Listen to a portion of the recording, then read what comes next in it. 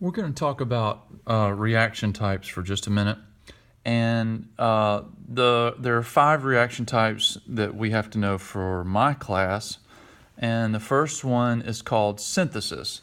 When we talk about types of reactions, we talk about some general patterns that we observe in the way reactions occur and what happens to the different reactants as they make the product. So the first type of reaction is called synthesis and is sometimes called composition. So the basic idea is that with composition reactions or synthesis, you're combining some parts to make a greater unit. You're combining some smaller or simpler parts to make something that's more complex or larger as a result. So the general format that they will sometimes show for this is A plus B yields AB combined. Before, they were separate. After, they're combined. So these might be elements or simple or fairly simple compounds, and this would be a more complicated compound or a union of the two elements.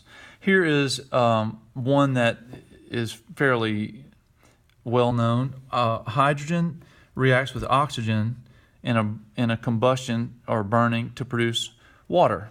Okay, now this would be a combustion reaction, and that's gonna be one of our types, and that's because of the combination with oxygen.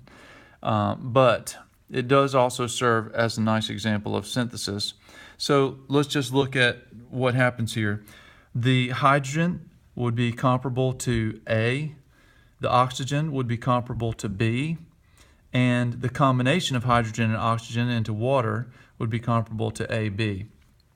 So think of it as these parts, and there's hydrogen as a double atom molecule, and there's oxygen, a double atom molecule. They're separate from each other, they're different molecules, and then when they react, they form water, which is a bringing together of those. This is not a representation of a balanced reaction. To do that, I would need to have more hydrogen shown here, and I would need to have more water formed, and now it shows a balanced reaction because the hydrogen and the oxygen are totally used. There's nothing left over at the end of the reaction.